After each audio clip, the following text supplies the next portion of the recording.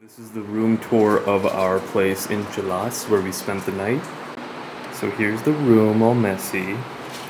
We woke up in Chilas on the third day of our trip feeling nervous, excited, and very hot. Rather than the cool mountain weather we had prepared for, it was closer to 100 degrees Fahrenheit in Chilas. Somewhat worried we had brought the wrong type of clothing, we quickly checked out of the hotel and hit the road.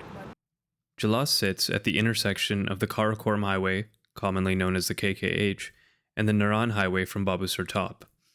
Our route today would take us northeast on the KKH, following the Indus River for about an hour until we reached Raikot Bridge. At Raikot Bridge, we would rent a jeep for the 90-minute ride to Tato Village. This is a 15-kilometer dirt track that the World Health Organization designated as the second deadliest road on the planet. So, yeah. From Tato Village, we would then need to hike the remaining 5 kilometers to Fairy Meadows, where we would spend the next 2 nights, in the shadow of Nanga Parbat, the 9th tallest mountain in the world.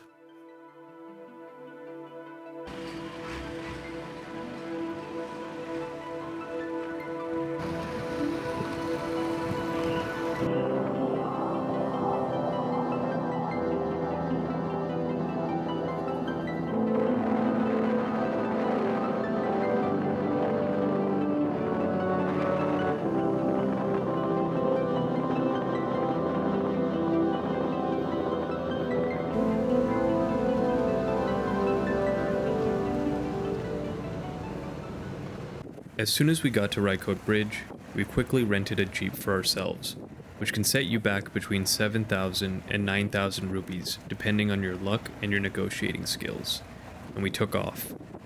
The road was even bumpier than the one we had taken at Lake Sefil Muluk in Naran, and it quickly became apparent that this camera would not be able to capture anything, so I switched over to my phone.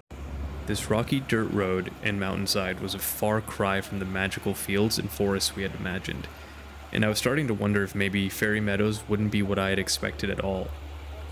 The road continued to get steep, and I mean very, very steep, and the jeep would have to pull over to let another one pass by. All the jeeps here are driven by locals, who live both near Raikot Bridge and up at Fairy Meadows. They're considered masters of their craft when it comes to driving, but that doesn't stop a handful of jeeps falling every year. After an hour and a half of nothing but rocks in the sun, we finally reached Tato Village. We had to coordinate our pickup time for 2 days from now with our jeep driver, since there isn't any cell phone reception. We had a brief rest and a bathroom break, and we arranged for porters to carry half of our luggage up the mountain. We had decided beforehand that we would at least try to carry some of our things. With that, we took off on foot.